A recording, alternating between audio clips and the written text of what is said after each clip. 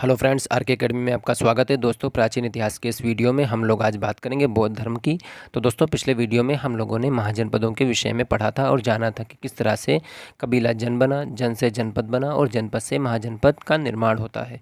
उससे पहले की वीडियो में हम लोगों ने पूर्व वैदिक काल और उत्तर वैदिक काल को अच्छे से जान लिया था और समझ लिया था। वैदिक काल के समापन के बाद 6वीं शताब्दी ईसा पूर्व वह दौर था जब कई तरह के बदलाव देखने को मिलते हैं।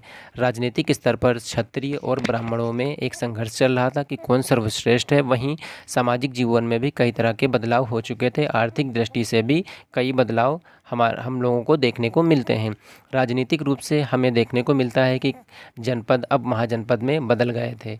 इसी तरह से धार्मिक जीवन में भी कई बदलावों का दौर चल रहा था। उत्तर वैदिक काल में जहाँ धर्म में आडंबर, बहुत सारे यज्ञ कर्मकांड बढ़ गए थे, तो ऐसे में कुछ नए संप्रदाय उभर कर सामने आए और उन्होंने धार्मिक सुधार करने की कोशिश की और यही समय धार्मिक सुधार काल के नाम से भी जाना जाता है। इसी क्रम में दो संप्रदाय उभर कर सामने आते हैं, एक नास्तिक और दूसरा आस्तिक। तो दोस्तों, नास्तिक ऐसा संप्रदाय था जो भगवान में विश्वास नहीं रखते थे लेकिन मानवता में विश्वास रखते थे। ऐसे संप्रदाय नास्तिक संप्रदाय कहलाए। एग्जाम्पल के रूप में हम लोग बौद्ध धर्म और जैन धर्म को इसमें देखते हैं। ठीक है, आस्तिक संप्रदाय में ब्राह्मण धर्म के वर्तमान स्वरूप से हटकर नवीन संप्रदायों का उदय हुआ, जैसे नयनार, अलवार, आजीवक संप्रदाय। जो धर्म में विश्वास रखते हैं लेकिन ईश्वर में विश्वास नहीं रखते हैं, वे नास्तिक कहलाते हैं। उन्हीं नास्तिक संप्रदायों में एक प्रमुख संप्रदाय बौद्ध धर्म है। इसके संस्थापक गौतम बुद्ध थे। तो आइए दोस्तों, एक कहानी के माध्यम से हम लोग गौतम बुद्ध के प्रारंभिक जीवन के बारे में जानते हैं और फिर उसके बाद दोस्तों किस तरीके से एग्ज़ाम में क्वेश्चन आते हैं उनकी हम बात करते हैं कि किस तरीके से क्वेश्चन हमें एग्ज़ाम में देखने को मिलते हैं। तो दोस्तों, गौतम बुद्ध के पिता शुद्धोधन कपिलवस्तु के राजा थे। इनकी पत्नी का नाम महामाया था। जब महामाया अपने मायके जा रही थी तो इसी क्रम में एक वन, जिसे लुम्बिनी वन कहा जाता है, उसी वन में गौतम बुद्ध का जन्म होता है। ठीक है, तो दोस्तों बहुत बार क्वेश्चन आता है कि गौतम बुद्ध का जन्म कहाँ पर होता है, तो लुम्बिनी नामक वन में इनका जन्म होता है। ठीक है, तो अभी आगे हम लोग देखेंगे किस तरीके से क्वेश्चन आते हैं। ठीक है, पुत्र की प्राप्ति के 7वें दिन बाद महामाया की मृत्यु हो जाती है, यानी गौतम बुद्ध की माता का स्वर्गवास हो जाता है। मृत्यु के बाद इनके पालन पोषण के लिए इनके पिता ने अपनी साली यानी गौतम बुद्ध की जो मौसी थी, उनका नाम था प्रजापति गौतमी, उनसे विवाह किया। ठीक, जब शुद्धोधन ने गौतम बुद्ध की कुंडली दिखाई तो कौंडिन्य ऋषि ने बताया कि इसकी दो गतियाँ हैं, या तो आने वाले समय में ये बहुत बड़ा चक्रवर्ती राजा बनेगा या सन्यासी बनेगा। ये जानकर कि कहीं मेरा पुत्र सन्यासी ना बन जाए।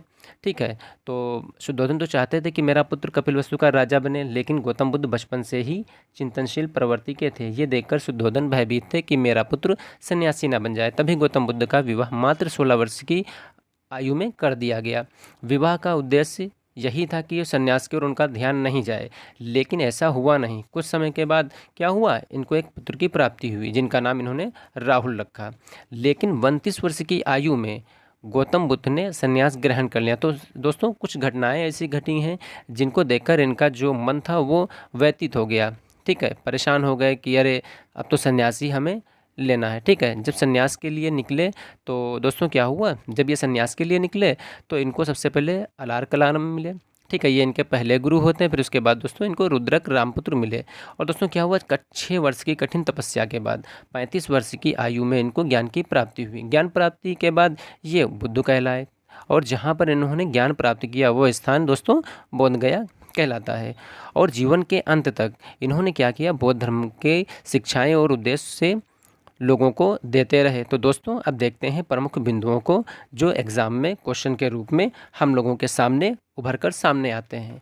ठीक है दोस्तों, तो दोस्तों ये एक छोटी सी शॉर्ट सी स्टोरी थी। तो बहुत सी स्टोरियों को शायद आपने भी पढ़ा हो, 6 क्लास से आप पढ़ते हुए चले आ रहे हैं, कंपटीशन एग्ज़ाम की तैयारी आप लोग कर रहे हैं, तो इसी तरीके से कुछ कहानियाँ हम लोगों को देखने को पढ़ने को मिलती हैं दोस्तों। तो एक छोटी सी शॉर्ट में स्टोरी थी। उसके बाद दोस्तों अभी हम लोग आगे देख रहे हैं कि किस तरीके से एग्ज़ाम में क्वेश्चन आते हैं और एग्ज़ाम में क्वेश्चन किस किस तरीके से वो हम लोगों के सामने देखने को हम लोगों को एग्ज़ाम क्वेश्चन पेपर में हमें मिलते हैं दोस्तों। तो दोस्तों जिन लोगों ने अभी तक हमारे चैनल को सब्सक्राइब नहीं किया दोस्तों, तो ज़रूर सब्सक्राइब कर लें। वीडियो अगर पसंद आए हो तो लाइक करें।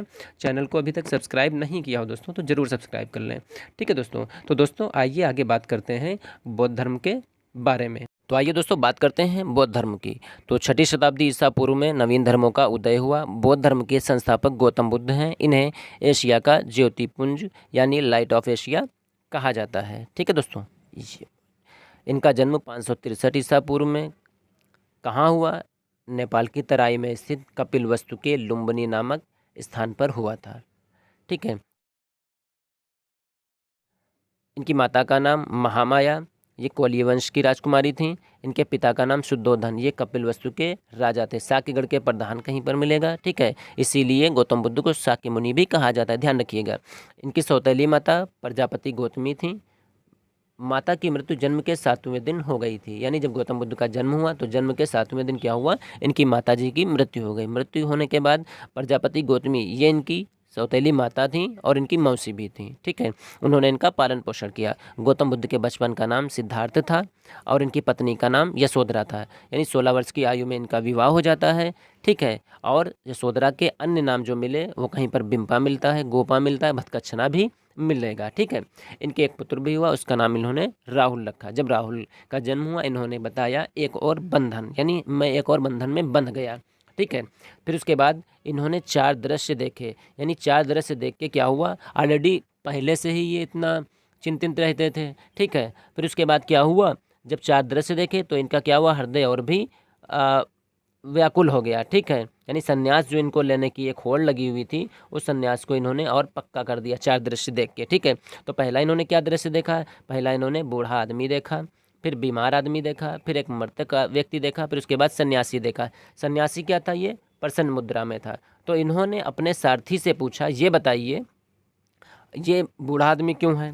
ठीक है, बीमार आदमी क्यों है? तो उन्होंने बताया कि हर कोई किसी को, मतलब जितने भी लोग दुनिया में आए हैं सबको एक दिन बूढ़ा होना है। बूढ़ा होके क्या होगा? बूढ़ा हो जाएगा वो। ठीक है, फिर उसके बाद बीमार आदमी जब इन्होंने देखा तो उन्होंने पूछा ये बीमार आदमी ये कौन है? तो बोले ये बीमार आदमी है। बोले हर कोई बूढ़ा होने के बाद बीमार हो जाएगा। ठीक है, फिर उसके बाद मृतक व्यक्ति देखा। फिर उन्होंने कहा ये क्या है? ये लोग रो क्यों रहे हैं, चिल्ला क्यों रहे हैं, बिलख क्यों रहे हैं? तो उन्होंने बताया कि ये इसका परिजन वाला कोई मर गया है। ठीक है, और हर किसी को एक दिन मर जाना है। जब मरेगा तो क्या होगा? लोग तो रोते ही हैं ऐसे। ठीक है, फिर उसके बाद इन्होंने क्या किया? एक सन्यासी आदमी को देखा। जब सन्यासी को देखा वो प्रसन्न मुद्रा में था। उन्होंने पूछा ये कौन है? बोले ये तो सन्यासी है। बोले अरे इसको तो किसी चीज़ की फिक्र ही नहीं, ये तो बड़ा मस्त है। ठीक है, मतलब अपनी ही दुनिया में खोया हुआ है। तो उसने बताया ये सन्यासी है, ये इसने जो है गृहस्थ जीवन यानी जो दुनियावी जो चीज़ें इनको छोड़ दिया और भगवान की जो भक्ति उसी में ये लीन है। ठीक है, तो क्या हुआ? सांसारिक समस्याओं से व्यथित होकर इन्होंने 29 वर्ष की आयु में गृह त्याग दिया यहाँ से। ठीक है, ध्यान रखिएगा, 29 वर्ष की आयु में गृह त्याग दिया। बौद्ध धर्म में इसे क्या कहा गया? बौद्ध धर्म में इसे महाभिनिष्क्रमण कहा गया। क्वेश्चन बहुत आता है कि गौतम बुद्ध के गृह त्याग की घटना क्या कहलाती है? तो ये महाभिनिष्क्रमण कहलाती है। 7 वर्ष ज्ञान की खोज में भटकते रहे। इनके पहले गुरु कौन थे? पहले गुरु इनके आलार कलाम, ये इनको वैशाली में मिले। इनके दूसरे गुरु रुद्रक रामपुत्र, ये राजगृह में मिले। तो दोस्तों यहाँ पर क्या हुआ? आलार कलाम को इन्होंने अपना पहला गुरु बनाया। ठीक है, फिर उसके बाद द्वितीय गुरु रुद्रक रामपुत्र को बनाया। तो यहाँ से क्या हुआ? इनकी जो चीज़ें थीं उनसे ये संतुष्ट नहीं हुए। ठीक है, जब संतुष्ट नहीं हुए तो इन्होंने उस स्थान को छोड़ दिया। इनको दूसरे गुरु मिले रुद्रक रामपुत्र, तो इनसे भी ये संतुष्ट नहीं हुए। ठीक है, फिर उसके बाद यानी इनकी जो संतुष्टि थी वो नहीं कर पाए। ठीक है, तो फिर दोस्तों उसके बाद क्या हुआ? 6 वर्ष की कठिन तपस्या के बाद वैशाख पूर्णिमा की रात पीपल यानी वट वृक्ष के नीचे निरंजना को पुनपुन नदी भी कहा गया, नदी के तट पर इन्हें ज्ञान की प्राप्ति हुई। ज्ञान प्राप्ति के समय इनकी आयु 35 वर्ष की थी। ठीक है, इसी दिन ये तथागत हो गए, यानी इनको ज्ञान की प्राप्ति हो गई। ठीक दोस्तों, तो यहाँ पर दोस्तों क्या हुआ? हम लोगों ने जाना कि किस तरीके से गौतम बुद्ध का जन्म हुआ, किस तरीके से इन्होंने 4 दृश्य देखे जिससे इनमें जो संन्यास लेने की जो एक होड़ थी वो और भी ज़्यादा हो गई। ठीक है, और इन्होंने अपने घर को त्याग दिया। तो जो घर को त्याग दिया तो बौद्ध धर्म में से कहा गया, इसे महाभिनिष्क्रमण कहा गया। इनके पहले गुरु कौन थे? इनके पहले गुरु आलार कलाम और दूसरे गुरु इनके रुद्रक रामपुत्र थे। फिर दोस्तों 6 वर्ष की कठिन तपस्या के बाद वैशाख पूर्णिमा की रात में ठीक पीपल वट वृक्ष के नीचे इनको ज्ञान की प्राप्ति हुई। ज्ञान की प्राप्ति कहाँ पर हुई? निरंजना यानी पुनपुन नदी के तट पर इन्हें ज्ञान प्राप्त हुआ। जब इनको ज्ञान प्राप्त हुआ उस वक्त ये 35 वर्ष के थे और उसी दिन ये तथागत हो गए। ठीक है, ज्ञान प्राप्ति के बाद इनको बुद्ध के नाम से जाना जाने लगा और वो स्थान बोध गया कहलाया। यानी जहाँ पर इन्होंने ज्ञान प्राप्त किया वो स्थान क्या कहलाया?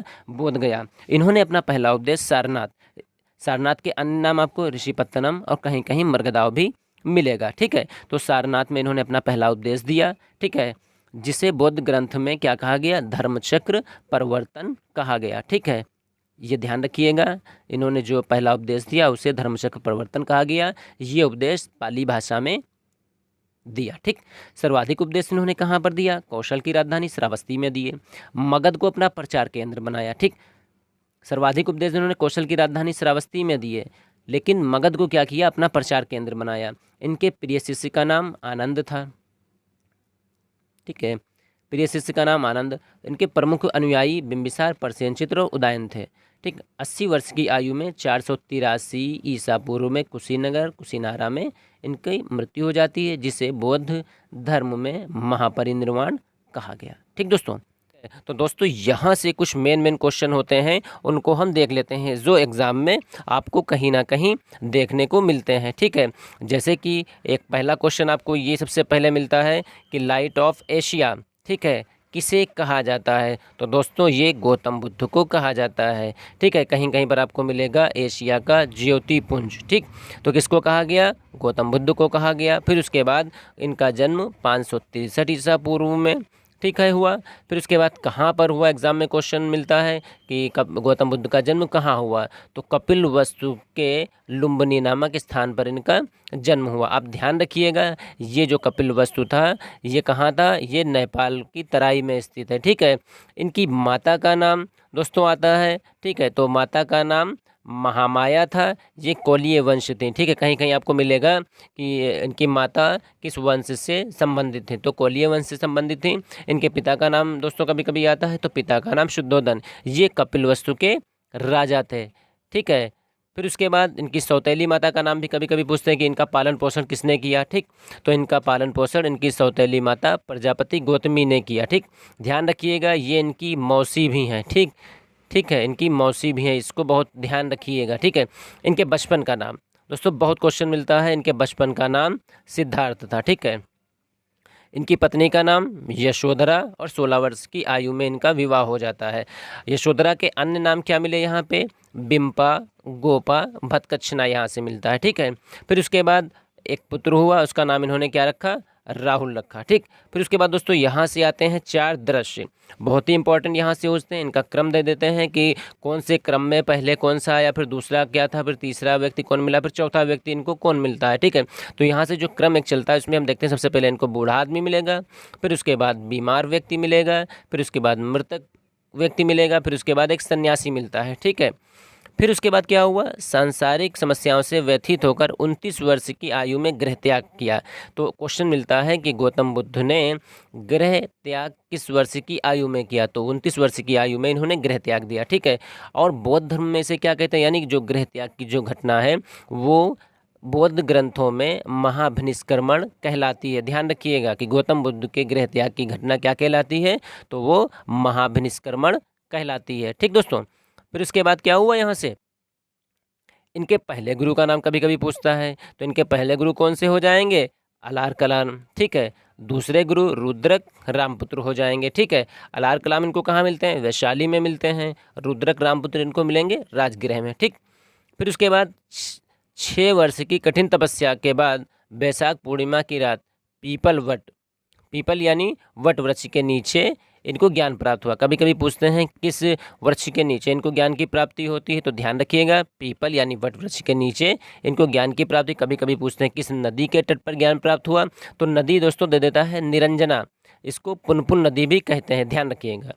ठीक है, फिर ज्ञान प्राप्ति के समय इनकी आयु कितनी थी? तो ये 35 वर्ष के थे। ठीक है, आगे दोस्तों यहाँ पर आता है कि ज्ञान प्राप्ति के बाद गौतम बुद्ध किस नाम से जानने लगे। ठीक है, यानी उनको किस नाम से जाना गया। ठीक, तो यहाँ से दोस्तों आपको मिलेगा ज्ञान प्राप्ति के बाद इनको बुद्ध के नाम से जाना गया। ठीक है, और जहाँ पर इनको ज्ञान प्राप्त हुआ उस स्थान को क्या कहा गया? वो बोध गया कहलाया। ठीक, क्लियर। यहाँ से पहला उपदेश कहाँ दिया? क्वेश्चन बहुत आता है कि गौतम बुद्ध ने अपना पहला उपदेश कहाँ पर दिया, तो ये सारनाथ में दिया था। ठीक, सारनाथ के अन्य नाम क्या मिलेंगे? ऋषिपत्तनम भी इसी मिलेंगे, कहीं पर मिलेगा। ठीक है, और कहीं पर इसे मर्गदाव भी कहा गया। तो कंफ्यूज मत होइएगा, सारनाथ को ही ऋषिपत्तनम या मरगदाव भी कहा गया। ठीक, बौद्ध ग्रंथों में इसे क्या कहा गया? इसे बौद्ध ग्रंथों में धर्मचक्र प्रवर्तन कहा गया। ठीक, इन्होंने अपने उपदेश किस भाषा में दिए? तो इन्होंने अपने उपदेश पाली भाषा में दिए।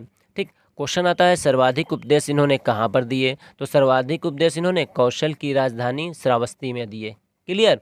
मगध को अपना प्रचार केंद्र बनाया। क्वेश्चन मिलता है कि इन्होंने अपना प्रचार केंद्र कहाँ बनाया? ठीक, तो इन्होंने अपना प्रचार केंद्र मगध को बनाया। ठीक, कभी कभी मिलता है कि गौतम बुद्ध के प्रिय शिष्य का नाम बताइए। तो इनका प्रिय शिष्य कौन था? तो इनका प्रिय शिष्य आनंद था। ठीक दोस्तों, कभी कभी आता है प्रमुख अनुयायी इनके। ठीक है, तो अनुयायियों में क्या होगा? आपको 2-4 शासक दे देंगे और उसमें पूछ लेगा इनके प्रमुख अनुयायी इनमें से कौन है। ठीक है, या कभी कभी पूछता है इनमें से कौन नहीं है। तो आप ध्यान रखिए, इनके प्रमुख अनुयायियों में बिंबिसार आ जाएगा, प्रसेनजित आ जाएगा और उदयन आ जाएगा। ठीक है, कहीं पर उदयन, कहीं पर उदयन आपको मिलेगा। तो कंफ्यूज मत होइएगा, उदयन और उदयन ये दोनों एक ही लोग हैं। ठीक, 80 वर्ष की आयु में क्या हुआ?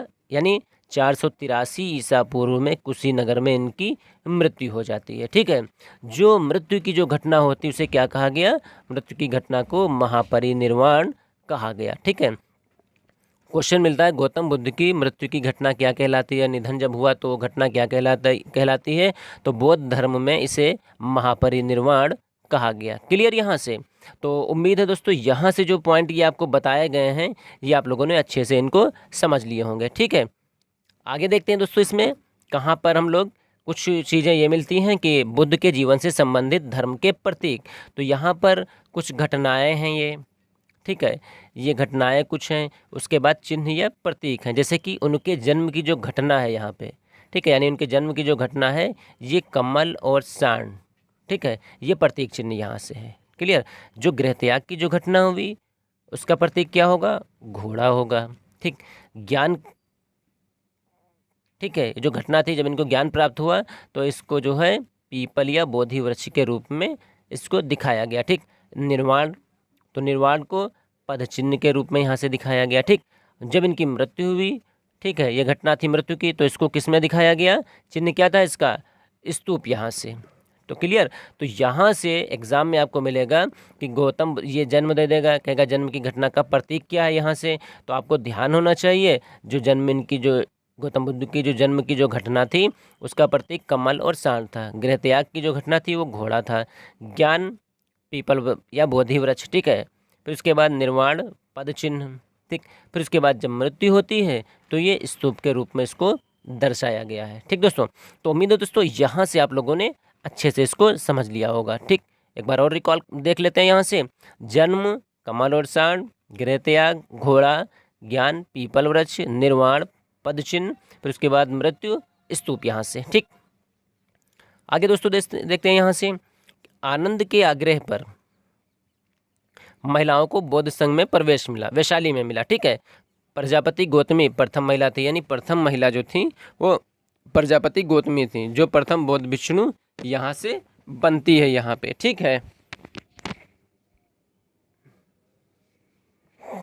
फिर उसके बाद यहाँ पर आता है सर्वाधिक उपदेश। तो दोस्तों इन्होंने सर्वाधिक उपदेश दिए श्रावस्ती में। एग्जाम में क्वेश्चन बहुत मिलता है कि गौतम बुद्ध ने अपने सर्वाधिक उपदेश कहाँ दिए? तो ये श्रावस्ती में दिए। ठीक है, क्वेश्चन यहाँ से भी मिलता है। ठीक है, कि किसके आग्रह पर महिलाओं को बौद्ध संघ में प्रवेश मिला? ठीक, तो आनंद के आग्रह पर। ठीक है, महिलाओं को बौद्ध संघ में प्रवेश मिल गया था। ठीक है, प्रथम भिक्षुणी कौन बनी? ठीक है, तो ये प्रजापति गौतमी बनी, इनकी मौसी जो थी, है ना, वो बनी। फिर अंतिम उपदेश सुभद्र या सुभक्ष, इसका नाम कहीं पर मिलेगा। ठीक है, यानी सुभद्र या कहीं पर इसको सुभक्ष भी कहा गया है। ठीक, ये इनका शिष्य था। तो अंतिम उपदेश इन्होंने इसे दिया, कहाँ दिया? कुशीनगर या कुशीनारा में दिया। ठीक है, निधन के बाद दोस्तों क्या हुआ? बुद्ध के अस्थि अवशेषों को भारत के 8 राज्यों में स्थापित कर स्तूपों का निर्माण करवाया गया, जिसमें सबसे बड़ा स्तूप सांची का स्तूप है। यानी जब इनकी मृत्यु हो जाती है तो इनके जो अस्थि के जो अवशेष थे उनको 8 भागों में बांटा गया, और 8 भागों में बांटने के बाद भारत के 8 राज्यों में स्तूपों का निर्माण करवा दिया गया। ठीक है, और जिसमें सबसे बड़ा जो स्तूप था वो सांची का स्तूप है। ठीक, तो क्लियर हुआ यहाँ से। तो यहाँ से हम लोगों ने देखा कि आनंद के आग्रह पर महिलाओं को बौद्ध संघ में प्रवेश मिला। ठीक है, फिर उसके बाद प्रथम जो भिक्षुणी थी या प्रथम जो अनुयायी इनकी महिला बनी तो कौन बनी? प्रजापति गौतमी। ठीक है, यानी इनकी जो सौतेली माता थी या इनकी मौसी थी। क्लियर हुआ। सर्वाधिक उपदेश इन्होंने कहाँ दिए? तो श्रावस्ती में दिए। अंतिम उपदेश कहाँ? अंतिम उपदेश किसको दिया? सुभद्र या सुभद्र को दिया। ये इनका शिष्य था। कहाँ दिया? कुशीनगर में दिया, यानी कुशीनारा में दिया। ठीक है, निधन के बाद क्या हुआ?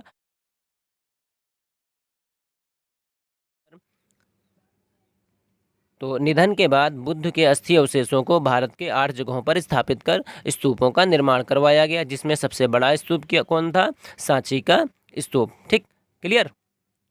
आगे देखते हैं दोस्तों यहाँ से। फिर उसके बाद आते हैं बौद्ध धर्म की शिक्षाएं और सिद्धांत। तो बौद्ध धर्म के त्रिरत्न। ठीक है, तो यहाँ से बुद्ध, धम्म और संघ, 4 आर्य सत्य, दुख समुदाय, दुख निरोध मार्ग। फिर उसके बाद होता है अष्टांगिक मार्ग, यहाँ पर आते हैं। ठीक है, तो दुख को हरने वाले और तृष्णा को नाश करने वाले अष्टांगिक मार्ग बताया गया। तो अष्टांगिक मार्ग कौन कौन से हैं उनको देखते हैं। सम्यक दृष्टि, सम्यक संकल्प, सम्यक वाणी, सम्यक कर्मांत, सम्यक आजीव, सम्यक व्यायाम, सम्यक स्मृति, सम्यक समाधि। सम्यक माने होता है सच्चा। ठीक है, तो दोस्तों अष्टांगिक मार्ग को भिक्षुओं का कल्याण मित्र कहा गया। बौद्ध धर्म के अनुसार मनुष्य के जीवन का परम लक्ष्य है निर्वाण प्राप्ति, यानी जीवन मरण के चक्र से मुक्ति। ठीक, संघ में प्रविष्ट होने को उपसंपदा कहा जाता है, यानी संघ में आप अगर शामिल होंगे तो उसको क्या कहा जाएगा? उपसंपदा कहा जाता था। ठीक, बौद्ध धर्म में पुनर्जन्म की मान्यता है, मानते हैं कि पुनर्जन्म है, विश्व दुखों से भरा है। ये सिद्धांत बुद्ध ने उपनिषद से लिया है। बहुत क्वेश्चन मिलता है एग्जाम में ये। ठीक है, भिक्षुक किसे कहते हैं? बौद्ध धर्म के प्रचार के लिए संन्यास ग्रहण करने वाले, यानी जिन्होंने संन्यास ग्रहण कर लिया। ठीक है, गृहस्थ जीवन से उनका कोई लेना देना नहीं है, यानी पूरी तरीके से सन्यासी बन जाते हैं, वो भिक्षुक कहलाते हैं। उपासक, तो गृहस्थ जीवन व्यतीत करते हुए बौद्ध धर्म अपनाने वाले, यानी जो गृहस्थ जीवन व्यतीत कर रहे हैं और बौद्ध धर्म अपना रहे हैं। ठीक है, उनको क्या कहा गया? उनको उपासक कहा गया। ठीक है, तो यहाँ से भिक्षुक और उपासक में हम लोगों ने समझा भेद क्या होता है। आगे यहाँ से दोस्तों दिया होता है बौद्ध संगति, जो एग्जाम में बहुत से क्वेश्चन आते हैं। तो सबसे पहले इस वाले पॉइंट से देख लेते हैं कि एग्जाम में किस तरीके से क्वेश्चन यहाँ से हमें देखने को मिलते हैं। तो दोस्तों यहाँ से मिलेगा, सबसे पहले मिलेगा बौद्ध धर्म के त्रिरत्न हैं। तो बुद्ध, संघ, धम्म और संघ, ये बौद्ध धर्म के त्रिरत्न हैं, इनको ध्यान रखिएगा। 4 आर्य सत्य, तो 4 आर्य सत्य क्या? सबसे पहले आता है दुख, फिर दुख समुदाय, दुख निरोध मार्ग। ठीक है, फिर उसके बाद यहाँ से आते अष्टांगिक मार्ग। एग्जाम में क्वेश्चन मिलता है बौद्ध धर्म के अष्टांगिक मार्ग कौन कौन से हैं। ठीक है, तो यहाँ से वो ये नहीं पूछेगा कि आठों जो है पूछ लेगा आपसे, पूछेगा अष्टांगिक मार्ग किस धर्म से संबंधित हैं। तो ये अष्टांगिक मार्ग बौद्ध धर्म से संबंधित हैं। कौन कौन से वो मार्ग हैं आप उनको देख लीजिए। सम्यक दृष्टि, सम्यक संकल्प, सम्यक वाणी, सम्यक कर्मांत, सम्यक आजीव, सम्यक व्यायाम, सम्यक स्मृति और सम्यक समाधि। सम्यक माने होता है सच्चा। ठीक है, ठीक, ये ध्यान रखिएगा। यहाँ से आगे, यहाँ से क्योंकि क्वेश्चन जो आपको मिलेगा वो दे देगा अष्टांग निम्नलिखित में से अष्टांगिक मार्ग हैं, तो हो सकता है आपको एक दे दे, वहाँ पे तीन इसमें से ना दे। ठीक है, या हो सकता है आपको जो है 3 दे दे और पूछ ले इनमें से अष्टांगिक मार्ग नहीं है। ठीक, तो आप इनको अच्छे से याद कर लीजिएगा। ठीक है, इस तरीके से सम्यक दृष्टि, सम्यक संकल्प, सम्यक वाणी, सम्यक कर्मांत, सम्यक आजीव, सम्यक व्यायाम, सम्यक स्मृति, सम्यक समाधि। ठीक है, तो इनको याद कर लीजिएगा, 2-4 बार इनको दोहराइएगा, ये पॉइंट आपको अच्छे से याद हो जाएंगे। फिर उसके बाद अष्टांगिक मार्गों को भिक्षुओं का कल्याण मित्र कहा गया। तो पूछते हैं एग्जाम में क्वेश्चन मिलता है भिक्षुओं का कल्याण मित्र किसे कहा गया? तो अष्टांगिक मार्ग को भिक्षुओं का कल्याण मित्र कहा गया दोस्तों। ठीक, फिर बौद्ध धर्म के अनुसार मनुष्य के जीवन का परम लक्ष्य, बहुत क्वेश्चन मिलता है, निर्वाण प्राप्ति, यानी जीवन मरण चक्र से मुक्ति। ठीक है, तो संघ में प्रविष्ट होने को क्या कहते हैं? उपसंपदा कहा जाता है यहाँ से। ठीक है, और बौद्ध धर्म में दोस्तों मिलती है पुनर्जन्म की मान्यता, यानी बौद्ध धर्म में पुनर्जन्म की मान्यता है। माना जाता है कि अगर आप गलत काम करेंगे तो आपको फिर से जन्म लेना पड़ेगा यहाँ से। फिर उसके बाद विश्व दुखों से भरा है। क्वेश्चन बहुत मिलता है कि विश्व दुखों से भरा है, ये सिद्धांत बुद्ध ने कहाँ से लिया? तो दोस्तों ये उपनिषद से गौतम बुद्ध ने लिया था कि विश्व दुखों से भरा है। ठीक है, इस सिद्धांत को लिया है यहाँ से। ठीक है, भिक्षुक किसे कहते हैं दोस्तों? तो बौद्ध धर्म के प्रचार के लिए संन्यास ग्रहण करने वाले भिक्षुक कहलाते हैं। उपासक कौन थे? गृहस्थ जीवन व्यतीत करते हुए बौद्ध धर्म को अपनाने वाले। क्लियर यहाँ से। अब आइए देखते हैं कि बौद्ध संगति भी, यहाँ से बहुत क्वेश्चन आते हैं कि प्रथम बौद्ध संगति का आयोजन कहाँ हुआ, ठीक है, किस वर्ष हुआ, कौन से स्थान पर हुआ, शासक कौन था, किस वंश में हुई प्रथम बौद्ध संगति, बौद्ध संगति के अध्यक्ष कौन थे। ठीक है, यानी बहुत से क्वेश्चन मिलेंगे आपको। एक क्वेश्चन जैसे आ गया कि प्रथम बौद्ध संगति का किस वर्ष में हुई, ठीक, यह आ गया। प्रथम बौद्ध संगति कहाँ पर हुई, शासक कौन था, वंश कौन था, यानी किस वंश का शासक था वहाँ पे, ठीक है, उसका अध्यक्ष कौन था। तो यहाँ से देखिए पूरा क्लियर एक टैली बना के रख दी है, आप लोग इसको अच्छे से ध्यान में रखिएगा। ठीक, अब एक टैली बना के याद कर लीजिएगा। जहाँ आप लोग स्टडी रूम है जहाँ पर आप पढ़ते हैं, इसको नोट कर लीजिएगा। नोट करने के बाद 2-4 बार इसको देखिएगा, ये आपको बिल्कुल क्लियर तैयार हो जाएगा। ठीक है, तो यहाँ से हम देख रहे हैं कि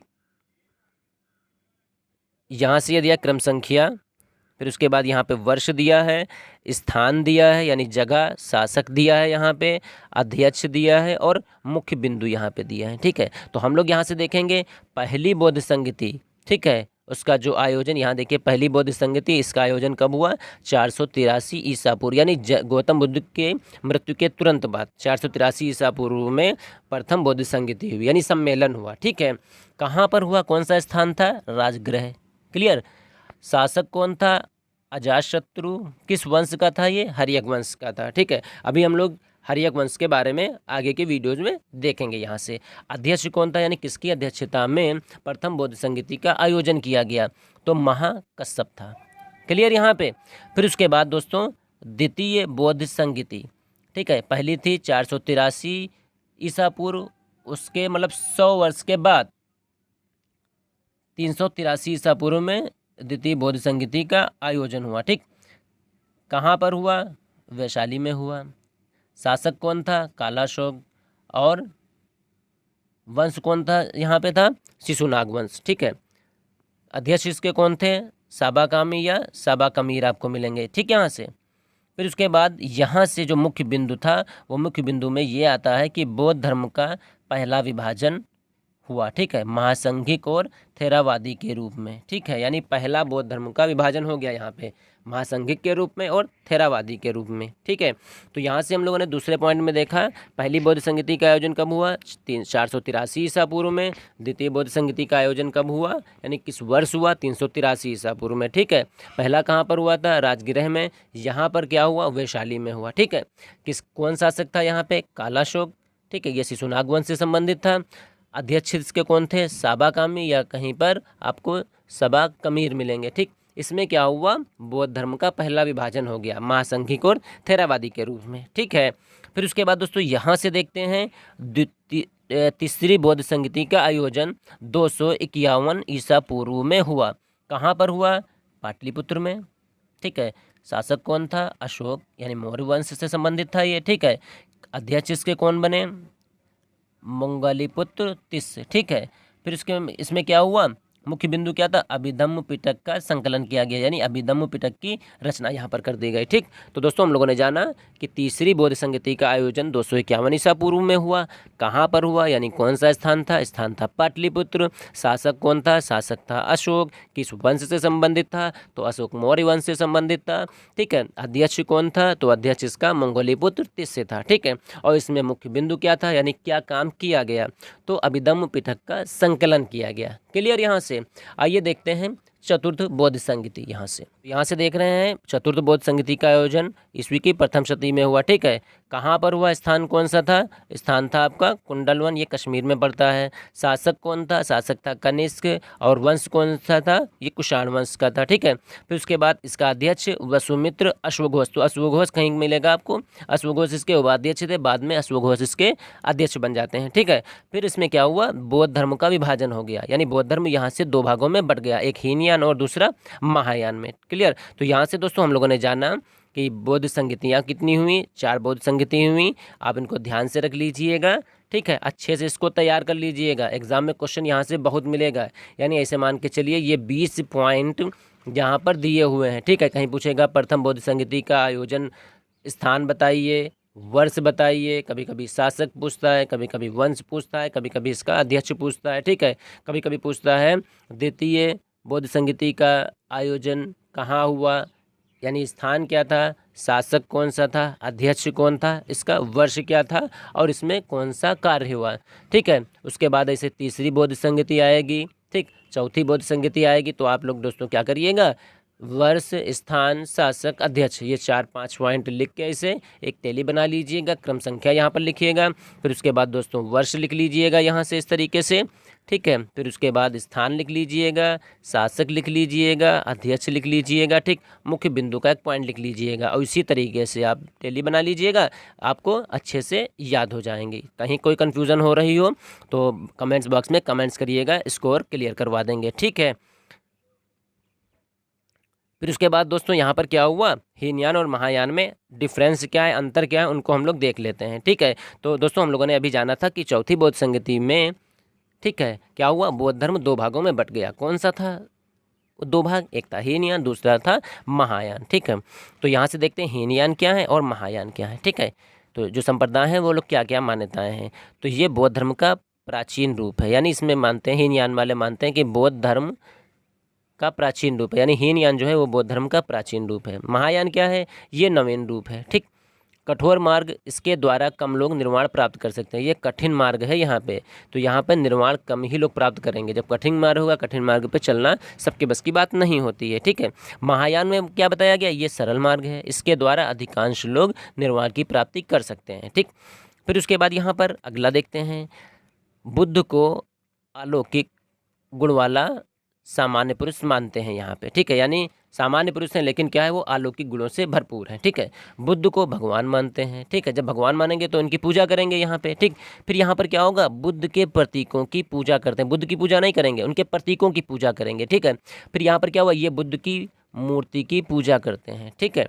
फिर उसके बाद श्रीलंका, दक्षिण भारत, बर्मा, थाईलैंड आदि देशों में हीनयान के मानने वाले लोग यहाँ पर हैं, ठीक है, ठीक। उसके बाद महायान के मानने वाले लोग दोस्तों कहाँ पर हैं, तो ये उत्तर भारत, चीन, तिब्बत, जापान, कोरिया आदि देशों में विद्यमान यहाँ पर हैं, ठीक है दोस्तों।